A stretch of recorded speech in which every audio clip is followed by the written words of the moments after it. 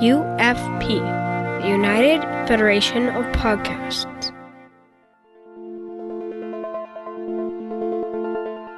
Infinite diversity.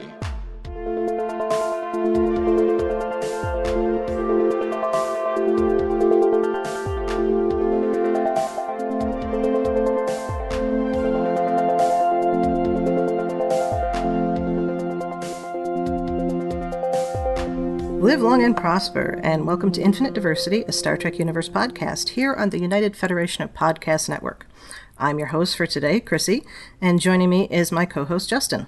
Brandon is off this week investigating subspace anomalies which he might have caused. Justin, how are you doing today? Oh, yes. Doing well. I have been doing a lot of research. I'm not sure where it's leading, but I hope it doesn't cause any problems. Yeah, that's always a good thing with research. Yeah. Well, before we jump into our topic for today, we'd like to take a moment to thank those who make our show possible, and those are our associate producers. Right now, we have one. His name is Justin Oser. Oh, that's Thank me. you, Justin, for supporting our show. You're welcome. Glad to support the show. Listeners, we'd love to add your name to this list, and we can do that with a monthly Patreon subscription of just $10 per month. Now, if you listen to our last episode, you know, or other shows on the network, actually, you know that there's been some adjustments in our Patreon tiers. So just a quick reminder, the easiest way to get this information is just go to patreon.com/UFPearth, and you can see all of it there. But to hit the highlights, we have a new $3 tier that gets you our early release episodes. We have a $7 tier where you get what you used to have to pay $10 for, which is an invitation to the monthly roundtables and getting to suggest topics for those. And then for $10, you get to become one of those named associate producers at the beginning of the show for one show on the network. And if you like that, our $15 tier gets you an associate producer credit on 2 of our shows.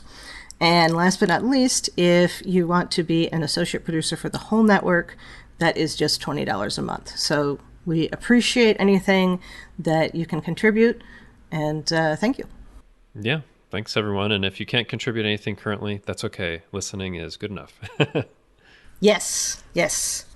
We're here for everybody to listen and enjoy. All right, so no news this week. Listen to last week's episode. It was all speculation on the various and sundry bits of news we had. Yeah, and since we're recording this one right after the first one, as far as I know, there hasn't been any big news, in the last hour. Let me just double check. Yes. No news as far as I can see. But surely we'll miss something. Right, well, that's all right. We might miss something in the next week and a half, and we'll get to that next time. I am sure. These days, I'm sure we will. All right, so today we are going to discuss the new book just came out last Tuesday? Yeah, last Tuesday. Yeah. So that's called Living Memory by Christopher L. Bennett. It's a TOS book. It prominently features Uhura, which is nice. We don't have a lot of books that are focused on her, so it's good to have that kind of a story. Justin, what do you think? Yeah, well, I guess I'll just say first, we have been covering different novels as they've come out. We did get some interviews with authors. Christopher L. Bennett, as far as I know, has never done a podcast interview, so we weren't able to get him. Oh, I didn't know that. Yeah. Okay. No, I asked him before. He hasn't even been on, Literary Treks or Positively Trek. But anyway, all right. Love Christopher L. Bennett's books, and we figured, this is new Star Trek and fits into the show because it's a completely new original series story. So, I think we should let listeners know. We'll let you know when we get into spoilers, but we'll just kind of talk about it generally. I just want to say first, one of the things I really like is this is in the movie era, about halfway between the motion picture and Wrath of Khan, which is an area that Christopher L. Bennett likes to delve into, most recently in a novel called The Higher Frontier, which was a really good one. So I was excited about this one, saw Uhura on the cover. Uhura is actually a bigger part of this than I would have thought, which is amazing. And I think there's a lot of great stuff that we'll talk about in this book. So I really enjoyed this, and I'm excited for us to talk about it. I'm really excited to talk about it, too. There were a lot of interesting ideas, very Trek ideas in this book, and they were very well presented and dealt with. So, yeah, definitely. So, yeah. All right, so we're going to do a quick overview before we get into spoilers. So just to wet the whistle of those who haven't read it yet and give them a reason to run out and buy it or get it from your local library. Yeah. So Justin, how about that? Yeah, so, I mean, there's basically 2 parts to this story. As we mentioned, Uhura does have a big part in the story, and as you would expect, it has to do with communications, which is great because there is kind of this mystery that goes on in the story where there are these things they call vacuum flares, which are it's described a couple different ways in the novel, but basically they're kind of like these eruptions in space that just kind of seem to come out of subspace, out of nowhere, and they're happening in different systems around the Federation and in different places, and it's kind of getting worse and worse and worse. And there's this part of the story where they're kind of trying to figure out what's going on. Part of that has to do with the Reliant, with Captain Terrell, and Chekhov's there as a chief science officer. I think this is great. We don't get enough of the Reliant before the Wrath of Khan and all the terrible things that happen to it. So you get to see kind of the crew of the Reliant trying to figure out this mystery, and Chekhov is a big part of that, and that was really great. But then there are also kind of different parts in the story where they're trying to figure it out. And I can't get into spoilers, talk about what Uhura's role really is, but she has a really interesting role in this. And I think the other thing that's really great about kind of that part of the story is they start to get into the consequences of what happened to Uhura in the original series episode The Changeling, where Nomad wipes her memory. And basically you see, like Chapel at the end, like reteaching her like language and concepts. And the next week it seems like she's fine. But this book really, I think for the first time, even in the Trek novel verse, really gets into what are the consequences of that. What does it mean? And she gets to see her family in Africa, which is awesome. So like there's all these great kind of different parts in that part of the novel as they try to figure out what's going on with this. This kind of second part of it has to do with a species called the Arcturians, which I think on screen we just see as a background species in the motion picture. But I think one of the things that Christopher L. Bennett picked up on was that I think there was some background material about the Arcturians being, kind of like a warrior species. And so he picks up on that for this kind of special group of members of that species that are, I think they're kind of genetically engineered to be warriors, right? And this was something that was like traditional on their planet to defend their home world of Arcturus, and had been used a long time in the past. Then they joined the Federation, or it was somewhat before that, they kind of stopped doing it. But one of the connections I really like is during the first Klingon War, which is the Klingon War you see in Discovery, it's seen as a necessity to use against the Klingons, so they start breeding them again, or they get permission to do that. But the war ends before that can happen. Before they can be used. So they put them in stasis, but this is some years later, 20-something years later, and the stasis is breaking down, and they have to do something with, these thousands of people that have been bred to be warriors. So actually, since they're part of the Federation, what ends up happening is one of the Arcturians, I think it's Rakathima, who's I think is an admiral, kind of makes the case for them to be in Starfleet Academy. And there's all of these things that go on with people who are really unsure, and these they're called Warborn themselves are really have varying opinions about whether it's good to be there. And then as part of that, you have Kirk at this point is the Commandant of Starfleet Academy, so he has to deal with the decision for that and what it means and all of that. So there's kind of these two parts of the story with this mystery out in space, and then this kind of group of new cadets that are trying to kind of find their place in the world. So does that kind of summarize for the two parts? Definitely. Yeah. Thank you. I think that was really great. To kind of see that, and to see that in this kind of movie era where there's all this stuff that we know about what some of the crews have done and kind of where things are. And one of the things Christopher L. Bennett does as well is try to transition between what you see in the motion picture, which is more about exploration, and what you see in Wrath of Khan, where things seem to be a bit more militaristic. Even the uniforms are kind of a bit more militaristic. So, yeah. Yeah, the end of this is like 10, 12 pages of notes. Oh, yes. There's where he gets all of the well, at least electronically. A huge acknowledgement section, because Christopher L. Bennett loves to reference things all over the Star Trek universe, not only on screen and in novels, but comics and reference books and just all kinds of of stuff. So that's always fun. And he likes to fill in gaps or explain things. And one of the big things explained here is, what happened to Uhura with her memory after it was wiped. So, yeah. Yeah. Yeah. Shall we start there? That wouldn't be a huge, spoilery thing. Sure, yeah. We find out that she recovers her memory from Nomad in part because of some new type of education technique.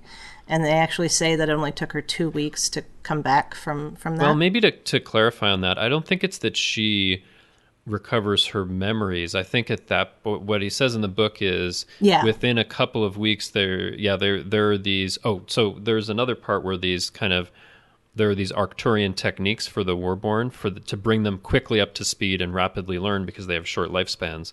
And so they use those techniques to bring Uhura up to speed after the events of the Changeling within a couple of weeks on, language and, how to do her job and, all of the starship operations and all that stuff. So she's brought up to speed quickly on that, but she has no memory of anything that happened before her memory was wiped. So she doesn't remember her family, her friends, any relationships, anything that's happened to her before then is wiped, but she learns enough to be able to do her job on a day-to-day basis. Is that fair? Yeah. And I didn't realize I said recover memories there. So good catch. No, I mean, it's more kind of recovering abilities than actual memories. Yeah. And it said that she, a lot of the basics she remembered. So it took a little prompting, but it's done at the communication station, and she kind of had it from and I think muscle there memory? Is one other thing, which is she doesn't have memories at that point, but she does sometimes have kind of emotional impressions of a person or a name or a place. So I think one of the things that happens is that she doesn't actually go back to her family. She doesn't actually go home because she feels like, how can I go back and tell these people I don't know who they are, but I still have she still, I think, feels some kind of emotional connection, but doesn't even know why, or if she really liked them or whatever, right? So she does not go back until the events of this novel, which is kind of sad, but But I love that Christopher L. Bennett builds this whole story and framework off of something that basically all Star Trek afterwards just kind of ignores, on screen at least. Yeah. Oh, it's beautifully done. And I do want to get into Uhura and her family, but maybe after we get into spoilers there. Let's see. One thing I did want to bring up before we got into spoilers, because everybody should, even if you never read this book, you need to take this piece of information to heart. I made a little piece of paper with it, and I have it next to my desk because it's so true. At one point, Chekhov is thinking about Spock's advice as a science officer, and he says, quote, "Fill the gaps in your knowledge with data rather than hastening to fill them with conjecture." Mm-hmm. And I think that's like a life motto. Except when you're talking about Star Trek trailers, then fill them with conjecture. Yes. Well, see, that's, yeah. But no, it is a really good thing because we have fun with it with trailers, and there's no harm, I think. But in the real world, people can have all kinds of assumptions and conjecture based on what they think might be happening that can be a problem. Mm-hmm. Mm-hmm. So I just wanted to make sure I put that out there before we got into spoilers, in case anybody just decides to stop at the spoiler part. I wanted to add something else before we get into spoilers, which is I love that these Warborn cadets all have Shakespearean names because I think the admiral that's kind of campaigning for them is a lover of Shakespeare, and it's like before this, I think all of these Warborn have just serial numbers, and he's like, you know what? I know you can tell each other apart that way, but let's have names because they're practically clones. A lot of them look pretty similar. Yeah, they kind of go out of their way to say they're not clones, but later you find out there's a lot of associated genetic structure. Mm-hmm. So, familial perhaps, but not clones. Yeah. So, should we get into spoilers then? Yeah, I was just looking to see if there was anything else we could talk about without. Okay. Yeah. Yeah. We could So, do spoilers. so listeners, we're going to get into spoilers now. If you haven't read it and you don't want to be spoiled for what happens in the novel, you can stop here, or you can just keep listening and be spoiled. But this was your warning because we're going to get deep into it. Yep. Spoiler warning. Dee-doo, dee-doo, dee-doo, dee-doo. So Justin mentioned earlier this phenomenon called the vacuum flares. And it's these subspace-ish distortions. Kind of. I think I'll talk about it a little bit because Christopher L. Bennett has, I think, a deep interest in a lot of scientific topics. And he's putting something in here that is actually kind of a quantum mechanics principle. I didn't know that. Yeah, and I'll talk about it a little bit because I am not a scientist, but I definitely have an interest in things like quantum mechanics, and I've read a lot about it and seen a lot of videos that go into stuff that I don't understand some of it, but there's other things that I understand. So basically, what he's getting at is like at the kind of level of small things at the quantum level when you're talking about atoms and subatomic particles and things like that. There is this phenomenon that can happen where there can be like a virtual kind of particle or thing that can pop into existence with its kind of antiparticle pair, and they usually just kind of annihilate each other. But there have been these ideas that you can use that or manipulate that in some way to actually get energy kind of out of the vacuum, because there's all this stuff kind of like boiling and frothing around all the time, and maybe you can usefully use that. I think as it turns out, when I've seen people who are experts on quantum mechanics or astrophysics look at it, they're like, yeah, it doesn't really work like that, but I think it's a cool concept, and who knows, maybe subspace adds to that. But basically there's this thing that's coming about on a small level out of kind of that vacuum, and it's being destructive. Actually, later I think they call them quantum wormholes, because we find out later what the idea is, where they're coming from. But basically, I think they're talking about that, and they're kind of analyzing it. I think Chekhov analyzes it. Spock does some analysis. I think the other great thing is you see Spock as captain of the Enterprise, because at this point, again, Kirk is commandant of Starfleet Academy, and Spock is captaining the Enterprise with these cadets off on these missions. So anyway, I think it's interesting that you have these things kind of popping up, and they're coming up in different areas. And as the novel goes along, you find out more and more what the connections are. I think at first they think maybe it's connected to places the Enterprise has been, which seems like, oh, that's weird. Why is the Enterprise always important for stuff? But then they narrow it down more, and it seems like it has to do with places Uhura has been. In like reverse chronological order, like places she'd been most recently. And so then what did you think about this when they're kind of narrowing down on the mystery? It seemed like it was the Enterprise, but actually Uhura has something to do with it. What did you think about that? I thought that was very interesting. I wanted to say, before we get past the vacuum flares, the whole thing of how it could pop up anywhere, including like inside a body, inside of a person. Of frightening. That was really scary. Yeah. I mean, that's...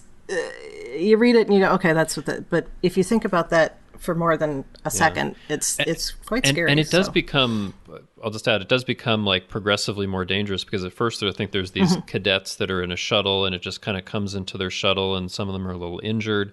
But then it keeps like expanding the danger until you're at Denobula, and it's like comes up through the planet and through buildings and into people, and a lot of people die, and it's like, oh my goodness, that is it ends up becoming this devastating thing. And I can imagine, if you don't know what it is, it's just frightening. Like you could just be like sitting in your room, and all of a sudden this thing comes up and kills you, Yeah.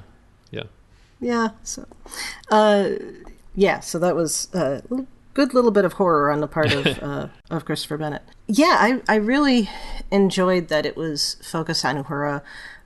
What I didn't like about that was that the immediate assumption was that she had done something wrong or damaging or just that she had some kind of ill intent that was producing this. I didn't care for that at all, because Uhura's one of our heroes, Yeah. and we don't want to see that. It's kind of interesting you say that, because I think they're partly coming at it from the point of view of this seems to be connected to you. It's dangerous. You have no memory. So yeah, we're going to make the assumption that there's something problematic going on, instead of, she probably has the best of intentions. She's never done anything that's required a reprimand before, as far as we know. But I think, if I remember right, I think one of the people that's pushing that is Admiral Cartwright. Is that right? That he's pushing. And I really like that Cartwright is in this, because of course in Star Trek 6 he's basically the one in league with people to assassinate the Federation president. Yep. But you're seeing, but this is some years before that. But I think you are starting to see like a little bit of his kind of, it's not, I would say it's paranoia at this point, but his kind of wanting to put things in terms of we need to be afraid of this or that, or there's some malicious intent. Like, he's starting to see things around him that would, I think, later push him to do something that's really wrong. But I really like that Cartwright is in this, because I think it provides kind of this interesting counterbalance, because I think I'm trying to even remember. I think Kirk is like, let's just see what's going on, and Cartwright's like, it must be something wrong here with Uhura. Yeah, at one point Spock defends Uhura. I'd highlighted it here in my book. So when they're talking to Cartwright and a few other people, Spock says, Admiral, I've known Commander Uhura for the vast majority of her Starfleet career.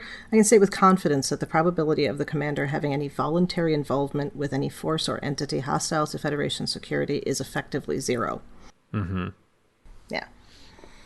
Yeah, and which I think, and then Cartwright is like, no, well, you would say that. Yeah, he goes. Yeah, he goes on to say, Spock, you'd be surprised how many times I've heard that from the friends and colleagues of people who turned out to be enemy agents, or at least assets through extortion or neural conditioning. It's possible that the side of her presents to the public is not her true face, and I think Spock's not having any of that, but yeah, it is interesting. They're arguing back and forth, and he's like, this person who I assume Cartwright hasn't worked with very much. Like, I don't know who this is, and I'm afraid of them. And Spock is like, look, I've worked with this person for decades. It's really unlikely something is going on. So maybe there's something else going on. I really like that interaction. Yeah, I did too. Because even though we know where the memory loss is coming from, it's almost as if Cartwright is saying, well, obviously somebody, either took advantage of the fact that she was missing memory and, or created a situation where they took memories out, and then Nomad made it so that she didn't realize it. He's putting a lot of, conjecture on his gaps in his knowledge. He is, yeah. Mm-hmm. But I mean, I think it gets progressively more dangerous, and it's even going to affect Earth or the Sol system at a certain point. Yeah. So, yeah, at one point they calculate that if it hits where it could take Earth completely out, it could also take out part of Mars, or vice versa. Yeah. So, yeah. Which I have to say, when that is put in novels and Earth's going to be fine, it kind of lessens the danger potential a little bit, as opposed. It does. But but I mean, it kind of ups that part of it. But yeah, I really liked they were kind of unraveling things, kind of bit by bit, until they really find out what's going on. Right. So we briefly mentioned about how Uhura was recovering from the experience of having her mind essentially wiped by Nomad, and the educational aspect. They use these super educational techniques to just cram everything back in her head, I guess, and so that's how you can explain the wonderful episodic nature of 60s television that couldn't have an ongoing story arc like that. But what we get more than that is how it causes her to be completely estranged, basically from everybody she knew before that who wasn't on the Enterprise at that time. Yeah. Okay. And that includes her family, and that includes someone with whom she had a very deep relationship, and we'll get into that. And I don't know, how did you feel about this? Because I was kind of... You mean about being estranged from other people from before? Yeah. Yeah. Well, I was thinking about it in terms of, how would I react to that, which might be different than, a character like Uhura. And I think that I might have reacted to it and been like, you know what?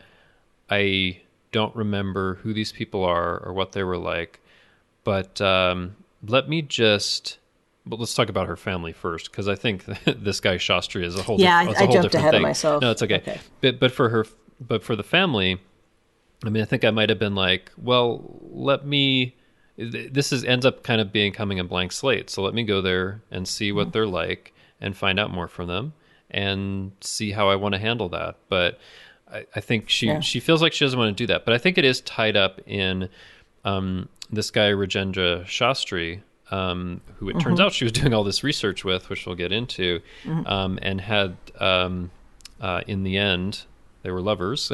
And so I think she gets all of these references, I think, in her personal logs as she's looking back, right? And then she reaches out to this guy and gets a really hostile response. And she's like, oh boy. Yeah. And I think that causes her not to want to talk to her family because she feels like that might be too painful, and she's already kind of out on the Enterprise on this mission, so she kind of makes them her family. I thought it was an interesting way to go about it, but what was the issue you had with it? Oh, well, it was the same kind of thing. It feels like it's said repeatedly in the book, like she was offered medical leave. She was even offered a medical discharge, which I completely understand why she wouldn't necessarily take that. But also, why wouldn't they order her to take leave? Because that's a big change. That bothered me too, and I was trying to work my way around that, and I'm like, they could order her. I don't know if they can order you to take leave, but they could make it so that she was not on duty. Yeah. They could say you can't come back on duty until you've had X amount of time, but then she would have had no choice. But it's also the author's hands being tied because she is there a few weeks later. So. Of course, yeah. But yeah, the idea that you have lost all of this, and you've lost it, but you don't know what it is you've lost. And then to remove yourself from the very thing and the very people who could fill in those gaps, who could reintroduce you to what you've lost. It doesn't make sense to me to not take advantage of that. And unless you're in a situation where you have an abusive family or something like that. And when I first started reading it, that's where I thought it was going to go. That the reason she didn't want to go home was because, whatever, her family was terrible to her. And that would have made sense to me. And again, I realize she doesn't remember these things, but that's the kind of thing that might be in her own journals that she could go back and read or listen to. And then she goes back, and her mother is so welcoming and understanding. And her brother is a complete jerk. And I understand why. But at the same time, not the best way to react to this, And I feel like the one that helps her the most in those first few moments of coming back into the family is the one person who'd never met her. Because they are in the exact same situation with each other. She hasn't forgotten him because she didn't know he existed in the first place. The stepfather? The stepfather, yeah. Because there's a moment of connection with them before she really reconnects with everybody else. Yeah, well, here's the interesting thing to think about. If Uhura... Okay, and later in the book, I think she does start to recover some memories. But at the point that she doesn't remember anything before Nomad, is it actually the case that she's a different person now in some ways? Right? Because... Because, I mean, you have all of these experiences that make up kind of who you are and how you adapt to the world. And if a lot of that is taken away, are you a different person now? Like, it's not... This is a more extreme example, but I think about it in terms of in Discovery, when Culber dies and then is kind of reconstructed and comes back, I kind of see him as a similar but different person now because of those kinds of experiences, right? Yeah. And Uhura... And I think that's how they present him, too. Yeah. And Uhura, in some ways, even though it's the same, physical body and all of that, that continues, nothing different with that. If your memory is gone, that can make you feel like a different person. This is not quite the same thing, but I also think about it in terms of, like, there have been people who have had, like, traumatic brain injuries that causes them, because certain parts of their brain have been damaged, to react differently to things, have a different personality, feel like a different person to the people around them than they were right before that. So if I think about it that way, and if Uhura thinks about it that way, she might be like, I don't know how these people will react to me because I can't relate in the same way. I can't remember the same things. Will they see me as a different person? Will they react to me the same way? But I also think about it in terms of, when she goes back to the family, maybe there are certain things that were difficult or problematic that they'll never mention because she doesn't remember it. Like, they'll make it seem better than it was. Maybe there's a fear of something like that, right? Like, you're not getting the real story. And even in her personal logs, maybe there are certain things that she would gloss over or not be honest with herself about, that as this kind of new person she would want to know about and react to in a different way. So I, like, as I think about it more, actually Christopher Bennett in this novel is reframing Uhura after the Changeling as a different person, really, which I had never expected to see in the book or never thought about. Yeah. I think that's the last time we see her, like, singing the ridiculousness of the Final Frontier aside. And people can correct me if I'm wrong on that, but because that's a big thing in the first half of the first season. She does a lot of singing, and then she doesn't. So I don't know. Well, I have mixed feelings about it. Okay, I can see that. But the singing also ties into things. If maybe we can go on to, like, what they find out is that... oh, definitely, yeah. I mean, you get some really great backstory for Uhura, which is, I think, when she was a kid, she was interested in communication. She was interested in listening to, I guess, what you could hear on, like, the subspace bands, and where other people heard noise, she hears some kind of music and wasn't kind of sure what to make of that. But then she pursues that as a cadet, I think with Shastri at that point, right? With Shastri. And they kind of make this discovery that there is communication that's going on. But I think even at the time they find this out, and this is the mind-blowing concept for me, they're getting communication, and I am like, okay, hopefully if you've listened this far, you've read the novel. But if you haven't, I'm being serious when I say this communication is coming from civilizations that existed a couple of minutes after the Big Bang, over 13 billion years ago. Such a cool which idea. is a super cool idea. I mean, I think part of what he talks about is that, like, at this point in the universe's history, there's such a density of events and things that are happening that if it were possible to have, sentient life forms in that, a few minutes could seem like a really long time, like millions or billions of years to them. And you can have all these civilizations, right? That kind of blew my mind. And by the way, I don't think there is really a way to to prove if that could possibly be the case, because actually there is no light that kind of escaped from that part of the early universe until I think it's like 400,000 years after the Big Bang. So it's so dense and opaque you wouldn't even be able to see in there. But just this idea that they were existing in these civilizations and that life could exist there just kind of completely blew my mind, because I never, ever expected anything like that. But is that what you thought? Like, wow, what an idea. I just, like I said, that's a pure Trek. We're going to talk to people who existed for 5 minutes on our time schedule. Yeah. 13 billion years ago. But they can still it's a beautiful communicate idea with them. But I think once they present something, I think, to their professor or something like that, and then it gets kicked up to I don't know, Starfleet Intelligence or Starfleet Command, they're like, DTI. oh, yeah, I think maybe even that. It's like, you should stop this immediately because you're trying to communicate with the distant past, and we don't know if that could cause a change so that we don't even exist anymore.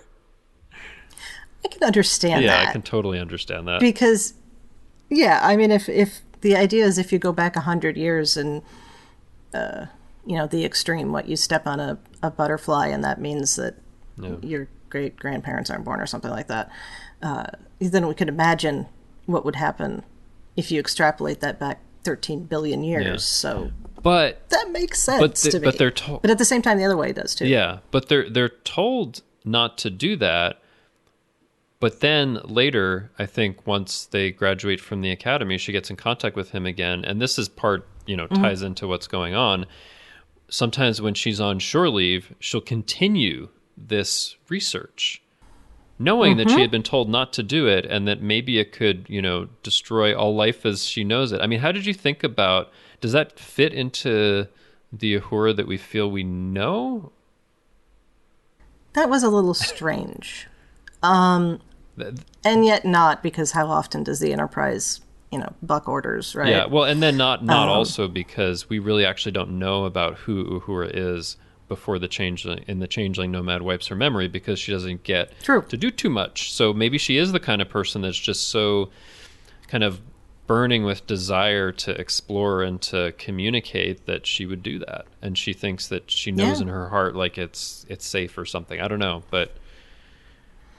Well, they do mention something about how if they are, before they're sure of what it is, if they are communicating with something that existed for a few minutes 13 billion years ago, there's nothing of that, even of the matter involved in that could have an effect. Yeah, this far. I think eventually they conclude that later in the book, right? Like, it wouldn't actually have an effect.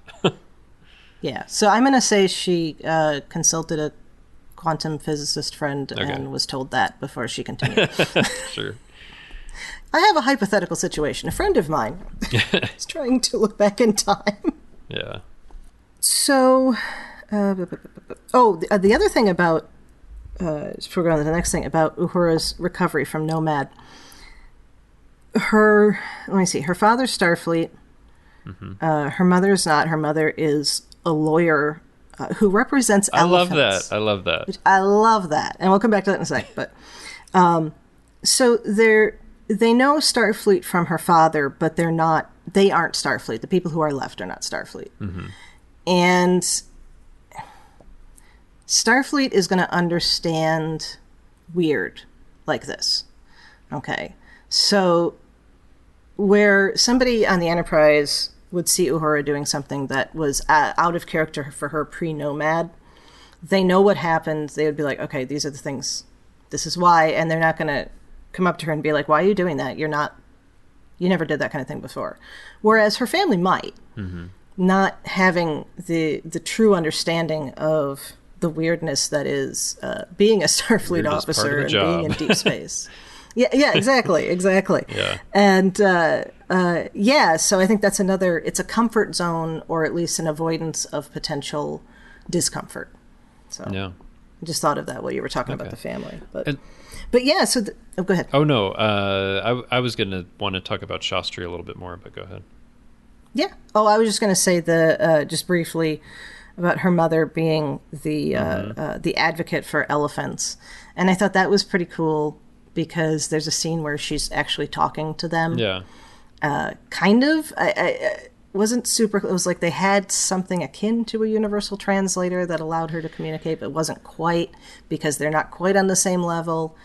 But it was just a really cool idea. And it goes along with the whales and the dolphins and all of that. Yeah, I love that. And I think at a certain point someone's asking Uhura about her family, and she says her mother is, I'll just quote here, a judicial liaison for Africa's elephant communities. They're intelligent, of course, but not civilized. They saw what human civilization did to their ancestors, and they have long memories. Yes. And I think Chrissie Bennett adds in here somewhere that after first contact with the Vulcans, I think somebody who is Vulcan had mind melded with an elephant and found out, like, oh, I can read their thoughts. It was something like that, right? Oh, if that was in this book, I missed it. It might be in a different book. No, I'm pretty sure it was. It Was in this book. Hold on, let me see if I can find it. I missed it. That's all right. Yeah, I was trying to find it as well, but I think that's what was happening. But anyway, they recognize these elephants as sentient, which I think is great and something that you don't really see on screen in Star Trek, where there is some species other than humans that's native to Earth that they're recognizing in that way. Although there of course is the question about cetacean ops, which is, of course referenced in what's background announcement in yesterday's Enterprise. But I think I always assumed that those would be cetaceans from other worlds, but maybe they're dolphins from Earth that we know that can communicate with us. That is something I would actually love to explore, that because I love animals and think that they need to be accorded more respect than they usually are. And just this idea was really cool. So, yeah. That's something they could get into on either of the animated shows. If they want to be funny about it, it can be Lower Decks. If they want to be a little more serious, we'll see it on Prodigy. But they wouldn't have to worry about trying to get a dolphin to act the way they want to. I like that a lot. I mean, although... yeah, me too. I guess I should say, of course, there is Star Trek 4 where this probe can interact with humpback whales. So that is kind of an acknowledgement of their intelligence, right? Yeah. Oh, for sure. Yeah. So okay, Uhura has quite a cool family. It is even very though cool. They're not all nice to her when she comes back. And I just want to say one other thing, which is I loved it that we get to visit Africa in this novel. So we go to Nairobi in Kenya, where she's from. And I was trying to think, and I think there have been references, but I don't think in on-screen Star Trek we have ever gone to a place in Africa. Am I right about that? Because I feel like when we're talking about where we are on Earth, of course you go to, San Francisco or, LA in the past, or different places that might be in the US, Paris. right? And there's Paris for the Federation, or the Federation government headquarters, right? You get to see a little bit of New Zealand in Caretaker when Janeway picks up Paris at the colony there. I mean, but there's a lot of parts of Earth I think we don't really visit in Star Trek. So that was really cool and a nice kind of acknowledgement of that, and getting to see here's what, a city in Africa would be like in the 23rd century. And, they talk about her family and some of how they're dressing and what they're doing. And anyway, I'd found that really cool. I was excited about that. And it made me think why don't we see more parts of Earth in Star Trek than just pretty much the US and France and maybe England a little bit and a few other places, right? It's, a little bit of Japan in Picard this last time around. That is a good point. That is, yes, you're right. You're right. We did get But I mean, it's that much of it. It's just a little bit. It's a little tiny piece. But, that's another continent. So we've got North America, Europe. Oh, no, we do go to South America and Enterprise because that's where Hoshi gets picked up in Brazil, right? I forgot about that, yeah. So there are little bits here and there, but I could be wrong, but I think Africa is a place we haven't visited. I think it's also a place that maybe even rarely, if ever, visit in the novels. So yeah. I did recognize, because they call it the United States of Africa, yes. And I do remember seeing that elsewhere. I think there has been a reference to that somewhere else, Yeah, I think that might actually have been referenced in something about Geordi in one of the novels. Mm-hmm. That could be, yeah. So going on to, let's say what could have been family for Uhura. Let's talk about Mahendra Shastri. Yes. Or Rajendra? I think it might be Rajendra. I don't know. She calls him Jen, so maybe you do hit the J. Yeah. So, for this character, I mean, first, she tries to contact him after she loses her memory, and he's very hostile. And I think you find out later they had some love affair that started right before that, and he was feeling like somehow she was making something up to dump him, which felt weird to me. It's I don't know, if you had that deep connection, you would be like, okay, let's talk. Tell me more about that. I'm really sorry to hear that, instead of you're trying to dump me. So this guy was a bit of a jerk, I felt like. And then later on when they reconnect and they're trying all of these leads, and they're like, okay, we need to try to recreate the conditions that happened before in order to make this breakthrough to contact these ancient civilizations, to have them, stop ripping up our space, please. She's working with him, and they still like trying to work it out, and he's really hostile. I really didn't like this guy. What did you think? No. Yeah. No, I mean, yeah, he's a jerk. How to put this? I think he was always a jerk, and Uhura would have found that out eventually had their relationship continued. Yeah. Because if that was his reaction to what happened to her, there's no reason to believe that he would be, let's say, caring about less drastic emergencies that might happen to people. Yeah. Especially, too, because he's ex-Starfleet. So, like I said, if Starfleet's if Starfleet's better understanding of weird, and admittedly not everybody experiences what the Enterprise or Voyager does, but they read about it in Starfleet history. So, it wouldn't have been that unusual for him to go, oh, yep, that's a space anomaly thing. Let's continue with what was going on. I'll explain everything to you again. Yeah. And I completely understand why she getting a hostile response like that and not understanding the background of it, not knowing the background of it, would say, okay, never mind, not dealing with you. Yeah. So the whole thing, it kind of just doesn't make sense. If they were, if he was as in love with her as he presents, then yeah, that doesn't make sense. He knew her well. They knew each other well enough to finish each other's sentences, and he didn't realize that she wouldn't try to brush off the relationship with a lie about losing her memory. No. I don't know. Maybe it just seemed really abrupt. But yeah, I really didn't quite like this guy. But yeah, now you're making me question more that whether it was even necessary to have him, or if the personality could have been different. Yeah. I didn't even think about that.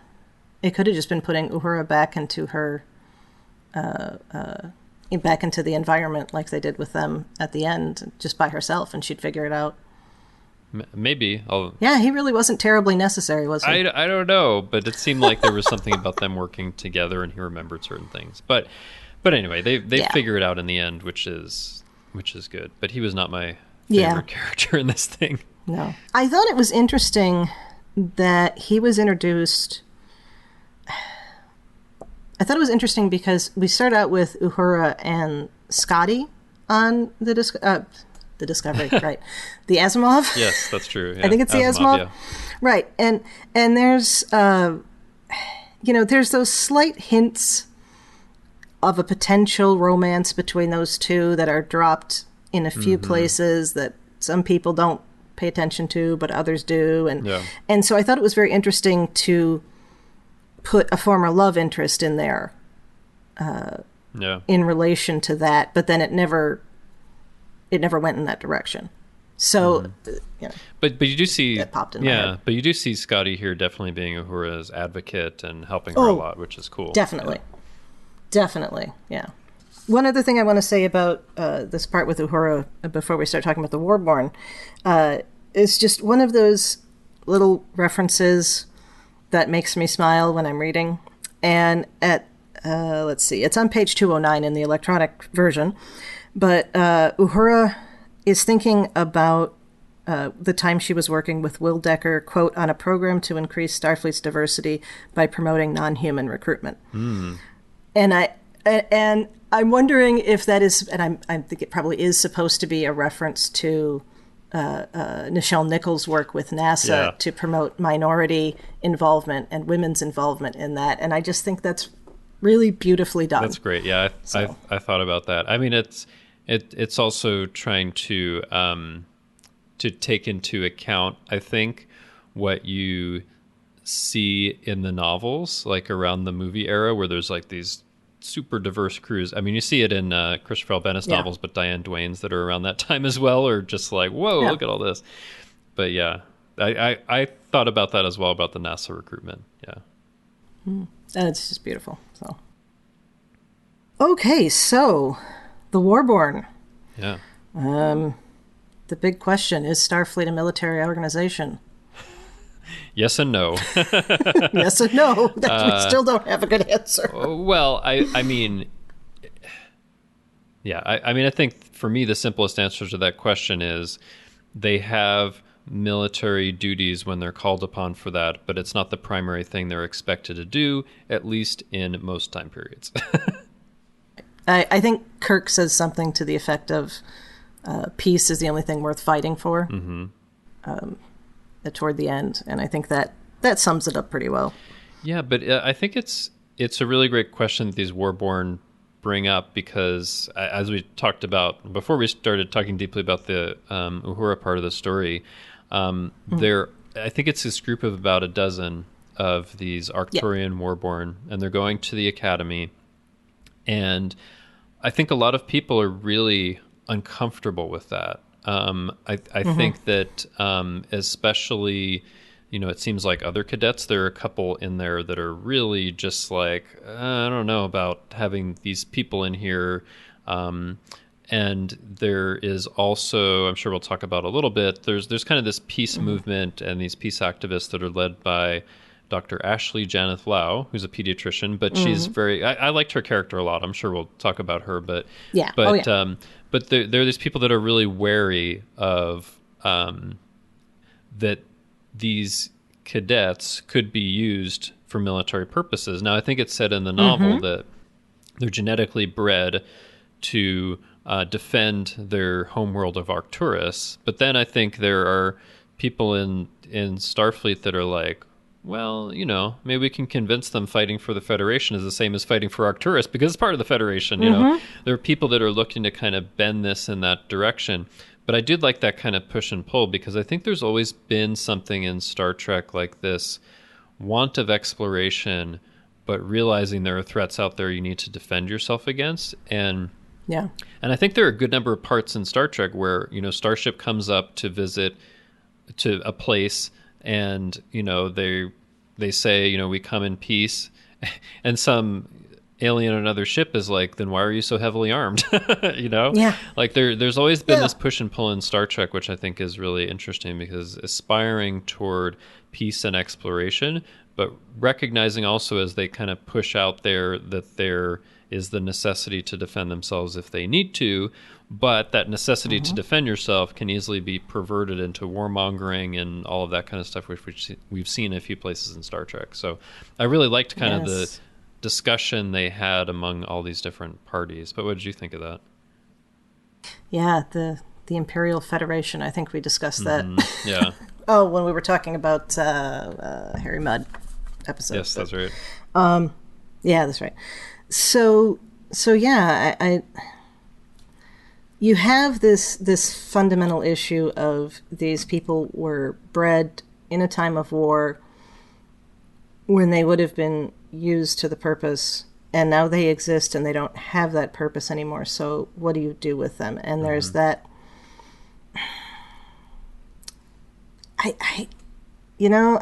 There's a couple times where they say they should have just left us in stasis, and I almost think that that's right. Well, I think just let them go. The stasis was breaking down, and they couldn't leave them there, and some of them actually died before they got the rest out of stasis, right? But in terms of the culture that was created amongst them, I think that almost would have been better. But then the question becomes like, okay, do you just build some new stasis chambers and stick them back in, or what? I don't know. You didn't go into that quite as much. It was just like, okay, we have these people, and what do we do with them? And there's like 20,000 of them. There's a lot of them, right?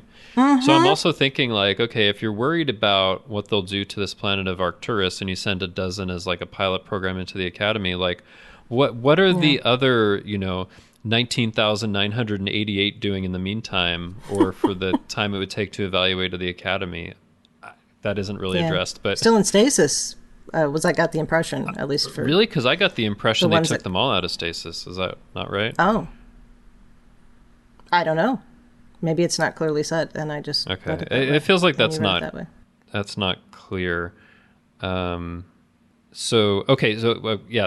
place where it addresses it. So Rakathima, who's the Arcturian admiral, is talking about what's happened. They've been, in their stasis for 22 years. And Kirk says stasis has started to fail.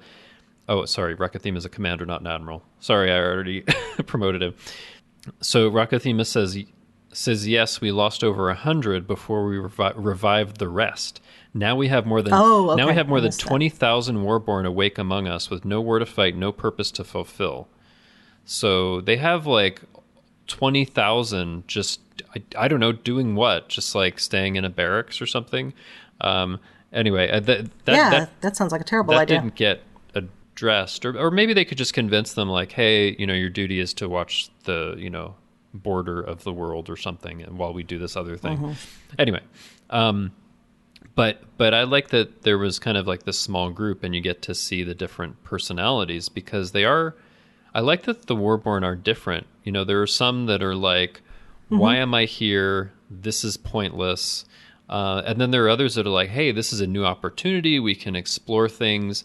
They don't want to use us for war. I think the kind of leader of it, Horatio, is kind of that mindset. Mm-hmm. He's like, hey, this is our opportunity. Don't take combat classes, take, all the other classes and just explore and see what our purpose is. And then I think there are others that are like Portia, who are more aggressive and more like, this is pointless. It's never going to work. They're just going to use us and subvert us and all that kind of stuff. And then there's some others with but I like that they gave them personalities. They weren't just like this, mass of clones or like they're all similar and think the same way, or they're all like aggressive and warlike. They really felt like surprisingly thoughtful to me. Mm-hmm. Yeah. Well, I think that's because they aren't clones, and they aren't. You get the impression that yes, they are genetically modified, but not so much as to erase personalities. Okay. So they're not quite the Jem'Hadar, right? And they're not quite the Star Wars clones. But what they are. Although you do see some diversity among the Jem'Hadar and DS9 in little places and episodes here and there where they're thinking about things. But I think there's more diversity here just among these dozen. Oh, yeah.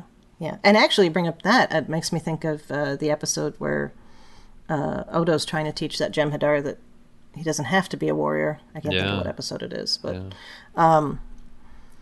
yeah, I mean, they do make a point of saying that, well, their genetics are manipulated. They are produced in the normal way that Arcturians reproduce, which apparently is not the human way anyway, but that's a different issue. But right, and it makes sense to me that they would want them to have different personnels because you have different needs within a military situation. You're not just saying, okay, we need 100,000 infantry to put at the front of the army to get killed so that we can get the skilled people up front. So you do want that kind of personality because then you can identify, okay, this person will be a good officer and this person's going to be good at dealing with communications and this one's an engineer. And I got the sense in DS9 that there was more of that diversity among the Vorta for different roles and that they would take the different leadership roles and that the Jem'Hadar were more just like cannon fodder. But I did think about the Jem'Hadar, but this definitely felt different because I feel like if the Warborn were bred to defend Arcturus, the Jem'Hadar are bred to invade and conquer worlds, right? It's a little different. Yes. Defense instead of imperialism. Yeah. Yes. Yeah. 100%. And I'm sure there are some Jem'Hadar that are for defense, but it seems like for the most part it's to like push out and expand their empire. Yeah. Yeah. Yeah. Good point. So part of the story around the Warborn is that there is, for lack of a better term, a protest movement. I don't feel like it really, because you say protest movement and you picture people picketing, and it's not quite that kind of thing. But there is a pushback against the idea of having these people who are inherently warlike, genetically modified to be inherently warlike, involved in what is supposed to be peaceful Starfleet, And I felt also this movement was like pre-existing and just pushing back against what they see as Starfleet being more militaristic, right? Yeah. Yeah. Okay. Yeah, that's true. Okay. Yeah, it's led by a woman named Ashley Janet Lau, who's a pediatrician who I think is a really good. I think that's a really good characterization for somebody who's going to be the leader of a peace movement, or at least an anti-war movement, anti-militarism, because that's somebody who is ideally dealing with just maintaining health and improving health. And I like that idea. Oh, and the potentialities for their patients for the future. I like that too. And actually what it made me think of somehow is, our real Dr. Spock on our world, who is a pediatrician. Yeah. Anyway, no, I really liked the character. And what I liked as well was I thought it was going one way, but it didn't. So you have this character who's, kind of head of this peace movement and, is talking with Starfleet about this. And I think she ends up, being really open and interested in finding out like how the Warborn are getting along and all that, and observing classes and things like that. I somehow thought that when she was doing this tour, you were going to find out that she was actually, committed to killing some of them or being violent at some cost. Oh. So I don't know why I thought it was going there. I'm glad it didn't, because she ended up being somebody who is really reasonable and open-minded and just like, look, I want to make sure that Starfleet stays to its, principles of, violence as a last resort, peace, exploration. Like, I'm not against Starfleet. I'm just against using it for war for the sake of war, being more militaristic. But I really like that. I don't know why I thought she was going to end up being somebody, and it's kind of funny because later she gets accused of murder when she hasn't done it. But yeah, I thought that her character was very interesting and seemed like just like a good, reasonable person who has good interests at heart. I think we're used to in both fiction and reality not having people be who they present themselves as. Going back to what was said about Uhura, actually. Yeah. But, she felt a little... Oh, what's the word I'm looking for? She felt a little fantastic to me because she was so willing to adjust her opinions according to new information. Fantastic as in not believable, or? Yeah. Oh, yeah, because, and I think that's just because the current political situation is such that people don't actually function that way. Yeah. In the context of the Federation in the 23rd or 24th century, I actually found it very believable.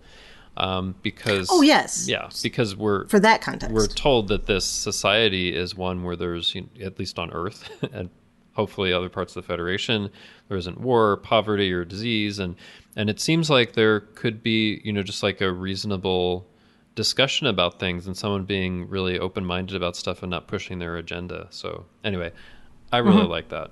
No, I did like that. It just rang untrue to me from my 2021 perspective as somebody who's a bit of a political junkie. Okay. So, but I think that also fits into some of the other political commentary that Bennett is presenting here. Which we can get into later because it's just a few points and it's really not so much about the Warborn as other things. But it does. I think that he presents her that way as an ideal, or maybe just a potential goal. Which really, what is Star Trek other than ideals and potential goals for humanity? Yeah. So, yeah. I thought it was interesting to create that romance element. And how McCoy was trying to set her up with Kirk, and then she's more interested in McCoy. I like that. It was fine. It didn't bother me, but it was interesting. That's all. I just thought that was. I mean, you don't have to have a romance as part of it, but I thought it was fun, and how, I think McCoy is trying to set up Jennifer Lau with Kirk, and then when she starts asking him something, Kirk is like, guess it's somebody else that's totally into me. And then he's like, you want to know if McCoy is single? Okay. I don't know. I just think that's kind of fun. Also, McCoy is definitely the one that gets less room for romance, especially on screen, because basically there is one place in on-screen Star Trek, For the World is Hollow and I Have Touched the Sky, where he has a love interest at all. pretty much. Yeah. So other than the establishment of his divorce. Well, yes. That he has. Sorry, something that's in the present of like the shows or the movies. Yeah. That's it. So I always thought that was a fun thing. But what did you think? Did you think it like didn't work or wasn't necessary or? It didn't bother me, but I didn't think it was necessary. Okay. But it did add some cute little moments with everybody, with Kirk and McCoy. That worked and her. more for me than this guy Shastri with Uhura. So definitely, to me that felt unnecessary. Definitely. And yeah, like I think that it's not necessary to the story, but I mean, there's always going to be romance and relationships, and I think it's fine to put it in there when you want to.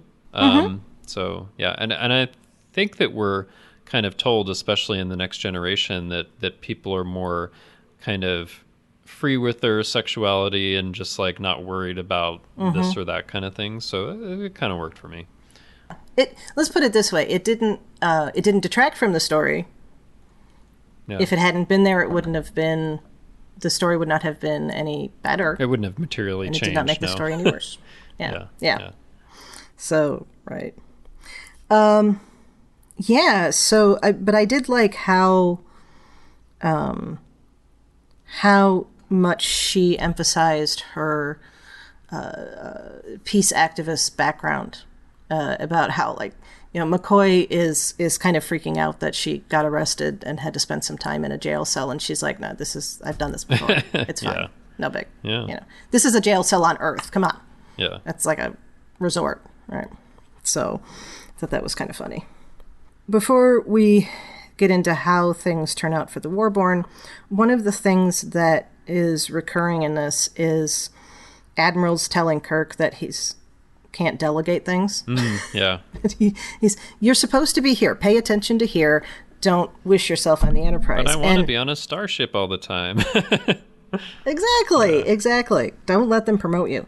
So some ways that's true. Certainly. And like if you look at the motion picture. Yeah. He basically steals command from Decker is Decker, terribly. Yeah. And so in some ways, completely true. But in other ways, we've seen him delegate. He knows how to delegate. He's like, okay, so you're going to go do the science thing. You're going to go do this thing. You're going to go do this thing. He's a captain. He knows how to delegate as a captain. You have to delegate. I don't know if he knows how to do it as an admiral as well. Good point. Okay, I suppose that would be a different type of. Not I suppose, that is a different type of thing. And actually, the Federation president brings that up, doesn't he? When he's talking about how Spock is not necessarily accustomed to being a captain. Yeah. So, in terms of decision making, but yeah. So that is part of the Warborn story, and then we have right, that comes up because of the murder of their advocate. Yeah. And Kirk wants his people from the Enterprise to investigate it. And the Admiral says, "No, we're not going to do that." And I think that's why we have a police department. I think Kirk reluctantly has to be like, "All right, okay." That's fine, but yeah, put Sulu on it because Oh yeah, that's right. And Sulu is in this. Maybe we'll talk about that. But the I think the murder is kind of interesting. I don't know if I saw that coming. And then I didn't really, I was like, well, here's the other thing. And this is maybe my own issue. There's this thing with Uhura and the vacuum flares. There's this thing with the Warborn. And I kept waiting for them to connect more deeply, and they never did. So I got a little distracted by that. I don't know why I thought somehow the Warborn would be called upon to defend against the vacuum flares or something. But anyway, they were really separate stories, and that's fine. But basically there's this murder of Rakathima, who is their advocate, who's a commander in Starfleet. And the first thing is Janeth Lau is at the scene because she was going to talk with him about something, so she's suspected, but of course she didn't do it. I didn't believe for a second that she did it, did you? No. Oh, no. But no, then, that didn't make sense. The suspicion goes on to the Warborn because they have some footage of somebody, and it looks like it's Portia, which I also did not believe. Right. Because I was like, yeah, she's kind of aggressive about things, but I don't know if that would be her. But I was totally taken by surprise. So that it's actually Horatio who's the leader, who seems like he's all gung-ho about, let's learn things and do exploration and all of that. But I like that the explanation for that is that he feels like he's seeing Rakathima. Rakathima made some comment like, well, yeah, I mean, if they have to defend the Federation, they have to, just like any other cadet. And that brings off alarm bells for Horatio. And he's like, I need to do something about this. And yeah, I think it's kind of interesting because there's a split among the cadets. And some of them go with Horatio, some of them go with Portia. And it seems like the ones with Portia go off and maybe they've done something, and the ones with Horatio stay behind, but they commit suicide after this. And I was like, oh my goodness. I didn't really expect any of that. Neither did I. That was a beautiful twist. It really was. And I'm not familiar enough to know with some parts of Shakespeare to know if it's appropriate that a character named Horatio is involved in this, but anyway. Yeah, I feel like I should know, but I don't. But they do keep bringing up the line, there are more things that are dreamt of in heaven and earth than in your philosophy, Horatio. But that's what I remember more.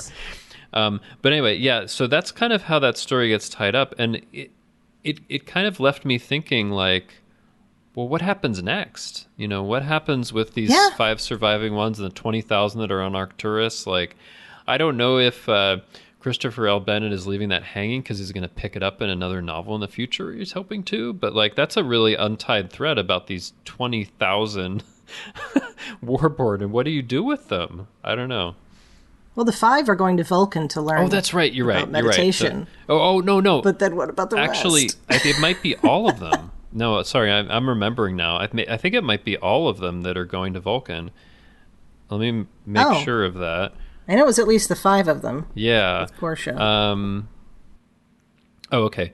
So, actually what happens is I think Portia's talking with someone and says, Dr. Janeth Lau has offered to take us to a monastery on Vulcan to help us explore a path of peace and self-discipline. I've come to the conclusion it may be the best thing for us, and the others agree. If it works out, the other Warborn will follow us there. So if that works out, Vulcan's going to get an influx of 20,000 people that want to go across monasteries all across Vulcan. But I thought that was a really interesting way of wrapping it up. Now that I remember that's how it wrapped up. It's all right. No, that's okay. I finished it like 5 days ago. But that's an interesting thing because it seems like their path is defending, fighting, but now they're going to explore, kind of peace and self-discovery on a monastery. I don't know how well that'll work out, to be honest, but... Yeah.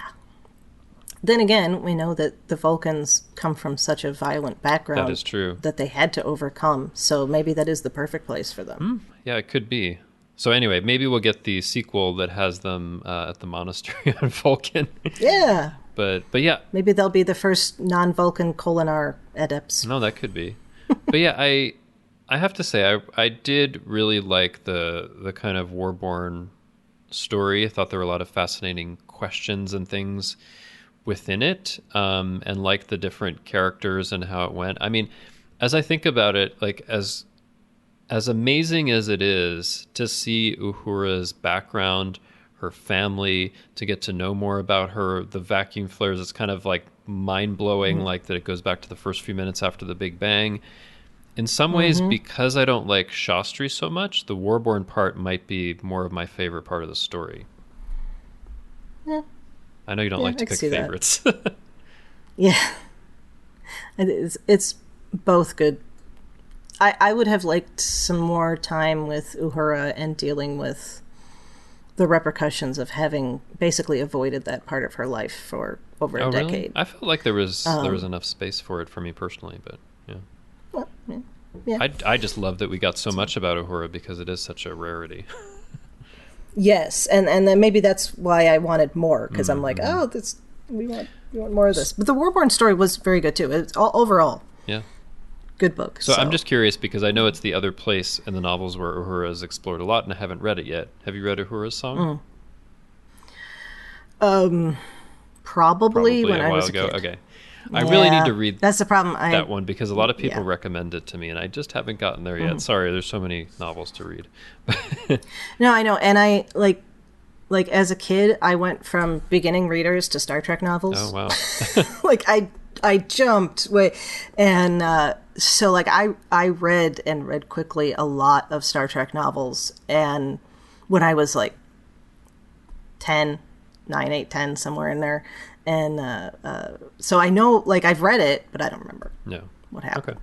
Okay. So, okay, well, one thing that really doesn't fit in with any of this, but I thought was kind of funny, is at least at 2 points in the novel, vid dramas are mentioned.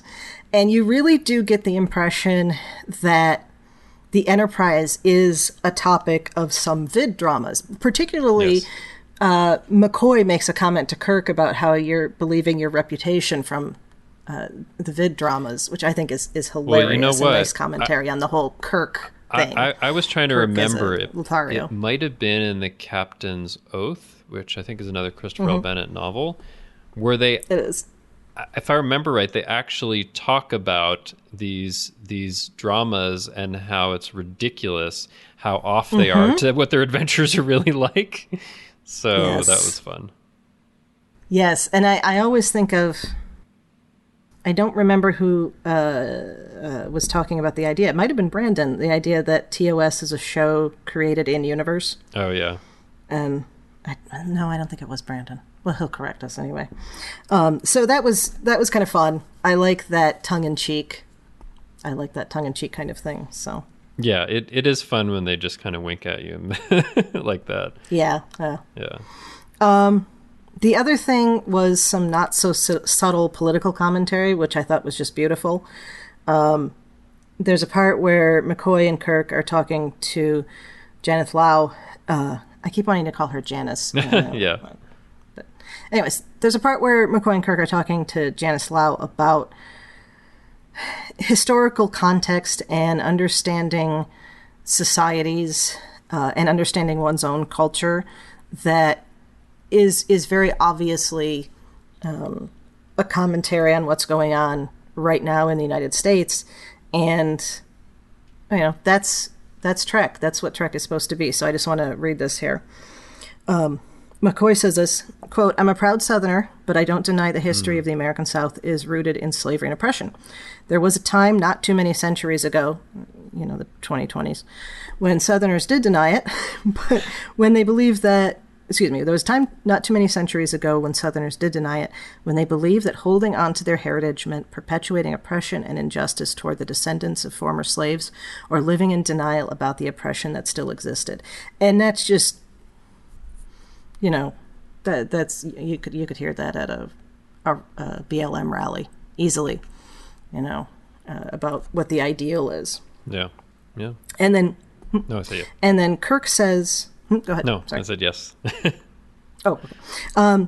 Right. So then Kirk says he's coming at this from the perspective of recognizing where McCoy's coming from, and he says, "quote For me." It's the paradox of American freedom being built on continent-wide conquest and genocide.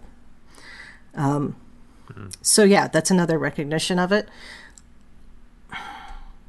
That one is not quite as embracing of the bad as McCoy's is, I feel like, but maybe that's just me reading into it. Well, maybe it is.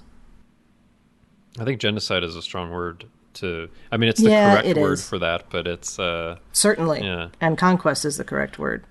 Yeah, it's interesting because you have this dichotomy of somebody who's the Southerner he's looking at the concept of freedom, but he's not talking about freedom particularly, and then you have the Midwesterner for whom that's central, and it's just an interesting way to put it. I might be overanalyzing it. That's okay.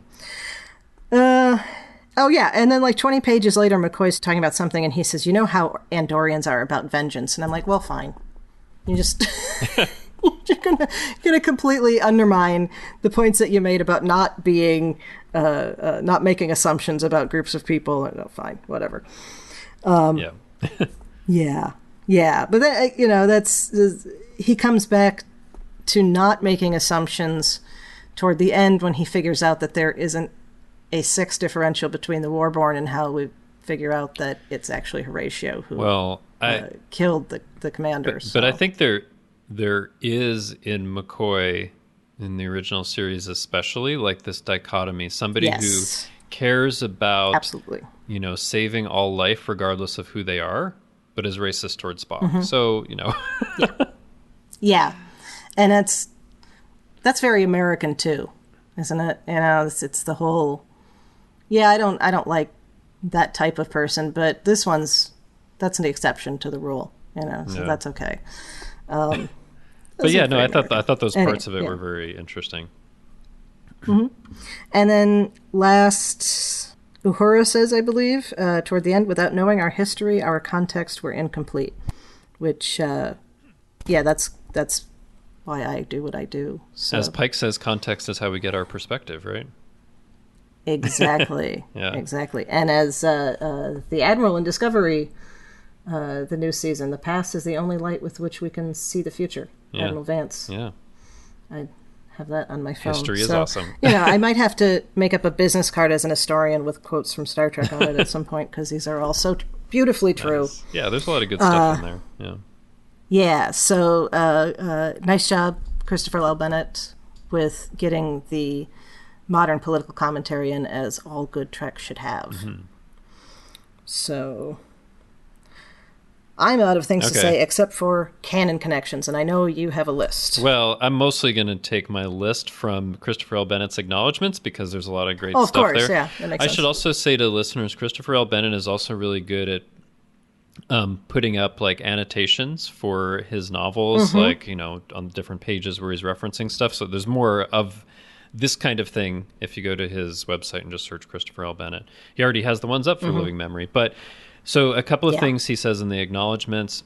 So Uhura's mother, I think I'm pronouncing this right, who is Maumba, was actually named in a deleted scene from The Man Trap, which is cool. And that was also referenced in the Star Trek concordance that B. Joe Trimble wrote, which is great. So her father's name, I think is her biological father, Alhamisi, which is Swahili for Thursday. And also her grandfather's name, Uchawi, which is Swahili for sorcery or witchcraft, maybe as a nickname. Both come from Star Trek Log 10 by Alan Dean Foster, which is of the animated series. I haven't read those yet, but I'm looking forward to it. So that's cool that that's a pretty deep cut. Yep. So I think the other thing is for Uhura's birthplace being Nairobi. I think that was first established in Star Trek II biographies by William Rossler. So that's cool. I have that on my shelf. I haven't read those yet, but those were all biographies for the characters at the time. I don't think I've read that. That's cool. Huh? Yeah, I think they're less well known. Actually, for Star Trek II, there was a biographies. Okay, it's not as easy to access it, but I think there was there was a biographies. There was a short stories for Star Trek II, and there was also, in a way, like a choose your own adventure book for Star Trek II. That's fun. Yeah, and they did something like that for Star Trek III as well. Anyway, that's something that's less well known, but it's cool that he pulled that. I remember the picture book for Star Trek III because I had that, oh, cool. and I read it so many times it fell apart. Oh, wow. It was really That's cool. Awesome. So here's something. So the premise that Uhura's father was lost in space when she was 20 comes from the 1978 Bantam Star Trek novel The Starless World by Gordon Eklund. Although he says have disregarded other elements from that novel, like her father later turning up alive at the center of the galaxy, which is a weird thing. I've read all the Bantam novels now, and I read that one recently. It's pretty weird, but that's kind of a cool pull from that one. And I'm just going through some of these. He also talks in the acknowledgments that that Uhura's mother's job as a legal advocate for elephants was kind of influenced by some Afrofuturist stuff, which is a genre I've heard of, but haven't read much. Have you read much in that genre? No, I haven't. No? Okay. I don't know that I've read anything in that genre. So he says here is loosely influenced by the Afrofuturist novel Blue Remembered Earth by Alastair Reynolds, as well as by the growing scientific evidence that elephants are conscious, intelligent beings. So that's cool. Cool. Let's see what else he has here. So I thought this was interesting. So the ancestor who changed the Kenyan family name Uhuru to Uhura to soften it is an allusion to how Gene Roddenberry and Nichelle Nichols devised the character name, according to different sources. Let's Let's see what else. Oh, there's a song in here. Did you notice the song Two Moons, Yes. which I thought was really cool. So Christopher L. Bennett composed that himself in the late 1990s for a different I thought that was novel. pretty cool. So that was really cool. There's also something in here which is a cool pull, which is, so they talk at a certain point about these colonies that are different Lagrange points, like the L5 point, and they reference a colony that was apparently destroyed, but you actually find out in a Lost Era novel, The Sundered, what happened to it. So that's really cool. Oh, that's cool. Admiral Chandra was a captain in the TOS episode Court Martial, so that's cool. Let's see what else. Oh, there's a part in here where Kirk is thinking about like Khan and what happened on leaving them like in the SETI Alpha system. Right. And I was like, and he's kind of like, yeah, I hope somebody's doing something about that. But it also says here that the Greg Cox novel Terrain in Hell, Exile of Khan Noonien Sung established presence of Khan's people in SETI Alpha 5 was classified by Starfleet, which explains why the Reliant crew is unaware of their presence in the system. So there you go. Well, and that's also handled in Vanguard because the way the planet gets knocked out of its position. That's right. Yeah. So anyway, thanks for listening, listeners, to that long list of canon connections. There was a lot of cool stuff that he brought together. Go ahead. I have two more just fun ones. When Shastri is discussing how they got the time on the Starfleet equipment, he says they arranged time. He says, quote, nothing larcenous, just allocating an hour or two of buffer time. Oh, I didn't even catch that. Buffer time, like lower decks, yeah. And then at the very end, who is it? They're on the Academy grounds, and they're talking about the elm tree where people sit and study. Oh my goodness, and I didn't even catch that. So that a reference to Discovery Season 3, People of Earth? Wow. And also, I guess it's mentioned a couple times in Next Gen, too. Goodness, So, I didn't even catch that. It's not in... Because I went into Memory Alpha. I haven't rewatched the episode lately, but I don't think it's said that it's an elm tree in that, but I think it's supposed to be the same tree. Yeah, I think they just talk about it as a tree, because I watched that recently. Wow, that is cool. Yeah. Yeah, so those were the two fun ones that I picked up on. But. And bravo for referencing the Klingon War that happens in Discovery in a TOS novel. Yes. Yeah. More of that to establish the continuity. Yeah. So then, Future writers. the war with the Klingons that you see in the first season of TOS becomes the second Klingon War. So, yeah. And that was a little more of a Cold War, I feel like, but we can get into that another time. Oh, so sorry. I was actually thinking about what you see in. God, why can't I think of the name of the episode with the Organians? I know what you're talking about. This is terrible. Errand of Mercy. Thank you, Errand of Mercy. Yeah, no, in Errand of Mercy, I think it is that war is broken out briefly. But anyway. Yeah. Okay, but that's all. That's all my thoughts. I really enjoyed the novel, though. I thought there was a lot of great stuff in here. Me too. Listeners, if you haven't read it, go read it. Just because you know what happens doesn't mean that the journey to get there is not good to experience. That's right. Yeah. All right. So, Justin, where can people find you when you're not trying to figure out how to talk to elephants? Oh, man, I kind of really wish I knew how. But you can find me on Twitter. I'm at TrekFan4747, where I tweet about nothing but Star Trek. And you can find me in our Facebook group, the Federation Council Chambers. Hope you will join us there. And you can find me on History with the Szilagys, a new twice weekly podcast here on the UFP network that I do with my partner, Jason. Of course, that's in addition to what you're listening to right now in Infinite Diversity. And I'm happy to chat about our shows in the Federation Council Chambers on Facebook. And I am on Twitter at The Goddess Livia, that's TheGoddessLivia, where I tweet about Star Trek history and leftist politics, and also where they coincide. Yes, so we have many other shows on the UFP network that we hope you'll check out. There is Franchise Fatigue about movies, remakes, and sequels with Brandon and Zach. All Good Things, which covers all of the other Star Trek that we don't cover here. That's with Amy and Patrick. Rhea, Kevin, Amy, and Joe talk about Next Generation on Galaxy Class. Mickey's Marvels covers all things Disney with Chris, Patrick, and Casey. Always Hold On to Arrow covers the Arrowverse with Lance and Cavanti. As you mentioned, there's History with the Szilagys twice a week. And there is Sasquatch, which is a Bigfoot multimedia podcast with Ken and Zach. Yes, all good stuff. And we have that nice master feed that you can subscribe to, so you can listen to all of it. Just shows right up in your podcast feed. Right, so thank you very much for tuning into Infinite Diversity. Thank you to our executive producers, Ken Tripp, Tony Robinson, and Zach Moore. Thank you to Zach Tripp for the wonderful theme music and Tony Robinson for the awesome show art.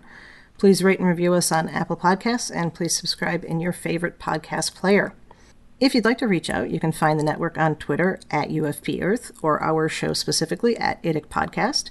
You can also talk about any and all of the UFP podcasts in our Facebook group called the Federation Council Chambers. Or you can email us at infinitediversity@ufp.earth. On our next episode, we'll be talking about our favorite characters in Season 2 of Discovery. Because we didn't forget about it. We didn't forget about it. I know that was supposed to happen last week, but... Yeah, no, we wanted to include Brandon, and Brandon wanted to, we didn't want to exclude him. So, yeah, so we will be talking about that at some point next week. Next week from when you listen to this.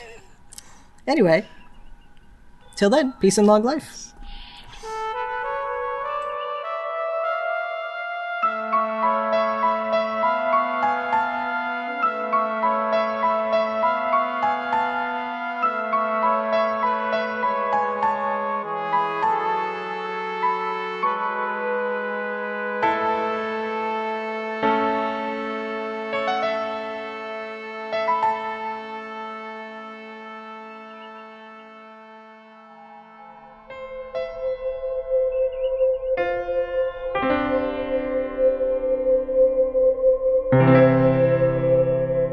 This has been a production of MTMR Media Works.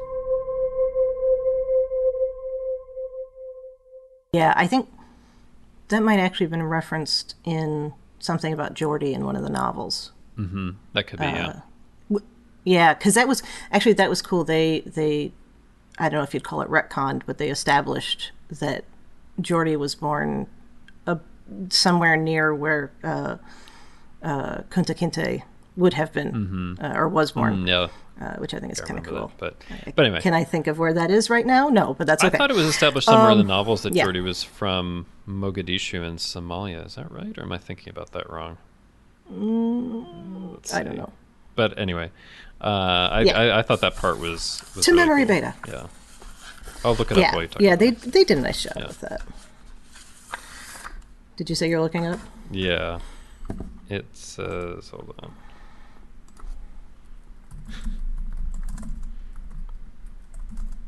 Okay, well, for Geordi, all it says in memory beta is born in the African Confederation on Earth.